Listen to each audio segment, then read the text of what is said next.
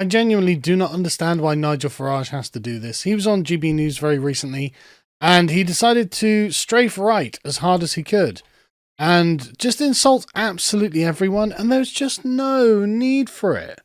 Like, if Nigel just would be a team player and not treat everyone like the scum on his shoe, then nobody would have a problem with him. But listen to this. A few weeks ago, Nigel, with all of the furore around Rupert Lowe, people were saying, this is it, this is going to be, this isn't just a dent in the Reform Party, this is going to destroy the Reform Party.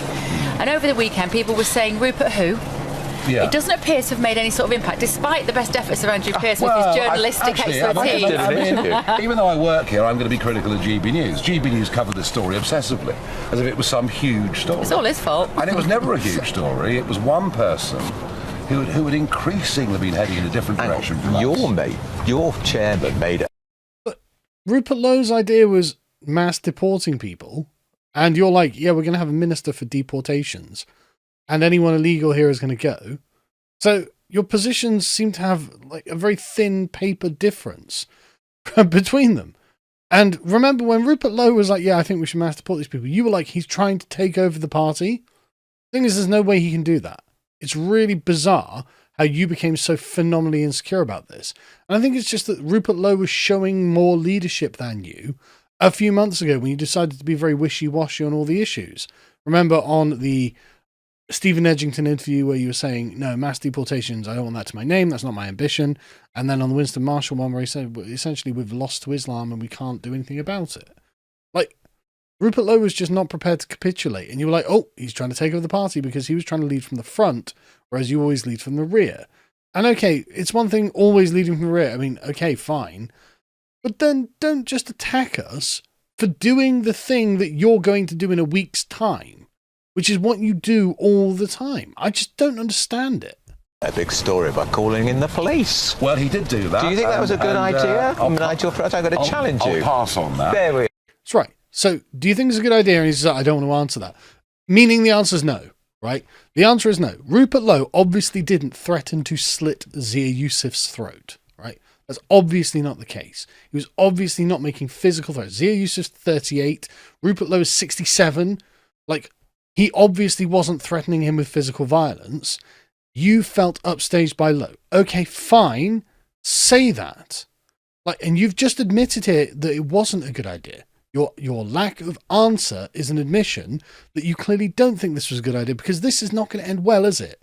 No one's going to believe that Rupert Lowe was actually giving credible threats to Zia Yusuf. I'll pass on that. It was a bizarre decision for Zia Yusuf to call in the police. But, you know, it's a bizarre and very unacceptable one. But okay, Nige, rather than, like, you know, being a little bit humble on that, being like, yeah, that was a mistake, he shouldn't have done that. I would like it if you would rescind the allegation. You could go on the attack instead. It was only ever going to be one person. And the upshot of this, what it really tells you is that X is not the real world. Yeah. Correct. You know, Twitter as it was now. Twitter as it was is not the real world. So, yeah, you know, when you get problems in life. So just the thing on that, I like the fact that Nigel Farage is assuming that all of his success is really his, right? A lot of what's the success that Reform are enjoying at the moment is just the collapse of the two parties. And there being no alternative. There is no one other than Nigel Farage hanging around. And if there was a credible alternative that people were aware of because the representatives were allowed to go on TV and would be able to actually represent a credible right-wing alternative, I mean, maybe they would go for it. The best thing is to confront them. Would you have him back now in the party, Rupert Lowe, after all of this? Well, no, after what you've done to him, I'm not surprised you couldn't bear to look at him in the face. Like, this was totally unneeded. This really didn't have to happen. Of course you're not going to have him back. Ben Habib, is there a way back for Ben? Over my dead body. Well, he wrote a piece saying you didn't deserve your victory. Over my dead body. That is a deep personal wound Nigel Farage bears from Ben Habib, a man who I don't really think wronged him, but afterwards was like, well, okay, I think Nigel Farage isn't democratizing the party, which he hasn't. He has not done anything to democratize the party, and he's using the excuse of, well, we need to get past the May elections now. to not democratise the party. Okay, what's the next excuse going to be? What's the next excuse going to be? There's not going to be a way of removing Nigel Farage from being in charge of reform. And to be honest with you, fine. Just own it. Just say, well, it's my party. Essentially, I'm the brand, and we are constantly told, it's Nigel Farage or nothing with reform, remember? It's all hinging on him, which it wasn't. He came back because reform was going up in the polls on its own. But let's assume that is the case. Okay, well, what happens when you retire? Or if something happens? Like, reform doesn't go very much further, does it? You see it? I mean, I'm sorry, you get these small, very insignificant people. What is the need for that? What is the need for that, Nigel? Who say what you think, Nigel. Who think they're more important than they are. Oh, so your MPs think they're more important than they are. And if they step out of line, if they don't bow to Führer Farage, you're just going to kick them out, trump up a bunch of false charges, like you've done dozens of times before, and report them to police to try and get them put in jail. And these are just very small, unimportant people. Why do you take such harsh, punitive action against them if they're so unimportant? Man, I have to be like, oh, good, I'm glad Reform are trouncing Labour and the Tories. Because that's all that's happening at the moment, and I really want Labour and the Tories to absolutely be crushed, right? But man, I don't support Farage, and I'm so tired of this boomer ego trip that he is on. It's so pathetic. It's so self-evident that when he forms a government, he is going to implode based on the fact that he has no friends, he has no allies, he has no competent people around him, and he's not capable of getting competent people around him because he treats all of the people around him so badly. Gerard Batten used to hate Farage. He still hates Farage because he used to call him the help. Gerard Batten was the leader of UKIP. Like, Gerard Batten is not the help. He was an elected MEP just as Farage was at the time. Like, Farage, up until that point, had never become an MP. So how was Farage in any way greater than Gerard Batten? And yet, he had this deeply condescending attitude towards him, I think based on class lines. And this bizarre, again, ego fragility. I just don't see the need for it. Why can't you be a team player? Frankly, nothings. They're nothings. There you are. Yeah.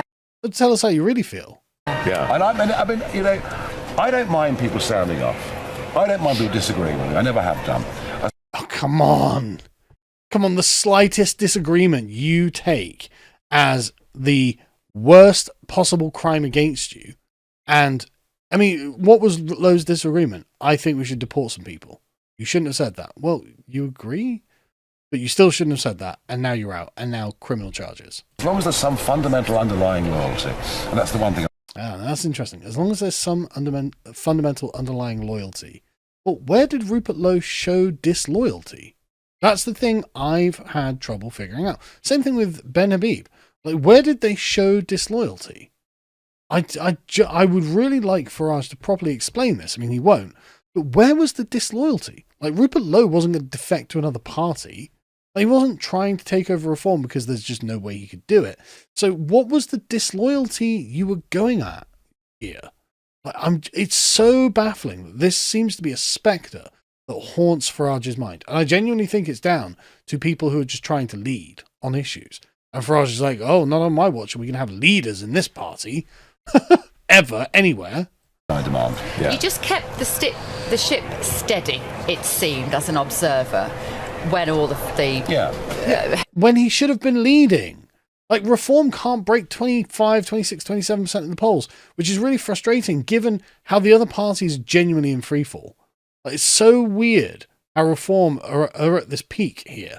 And I wonder if it's down to Farage himself, the fact that that's his natural appeal. Okay, that's pretty good.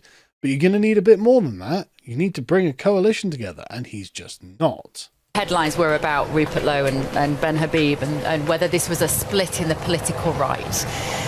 You just kept your hand on the tiller, it seemed, and you just carried on in that direction towards those local council elections where you've swept the board by any... But they would have done anyway. Like, do we think this wouldn't have happened if Rupert Lowe were in the party? Of course it would.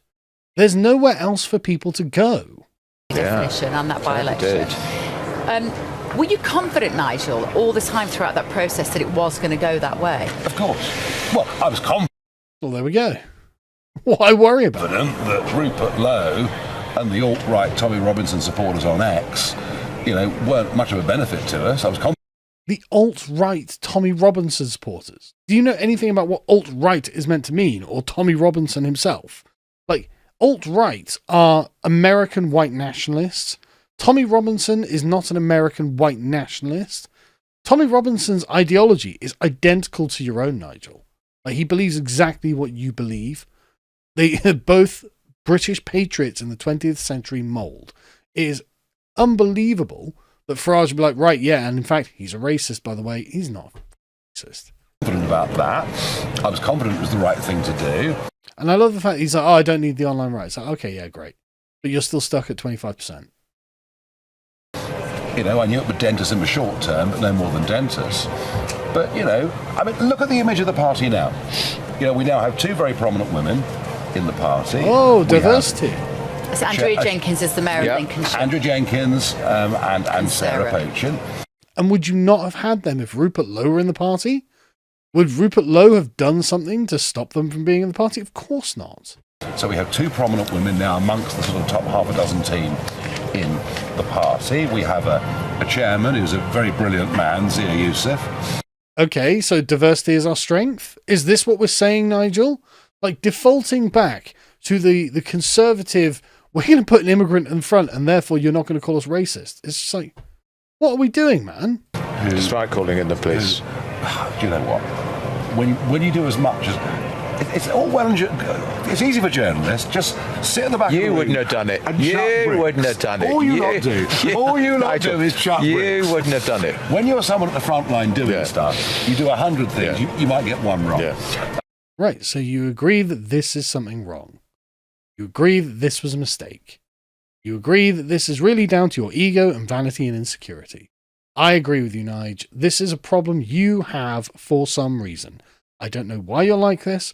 The people you attack constantly are on your side. All of these people liked you, they want to support you, and all you do is dump on them from a great height and say, oh, brilliant. That's just brilliant. Well, I mean, I guess we just have to hope that Nigel Farage alone, the God Emperor of Britain, can come down and save us. And we'll just sit around waiting. And when you don't, Nige, when you screw it up because you haven't got any talent around you, well, we're not going to forget.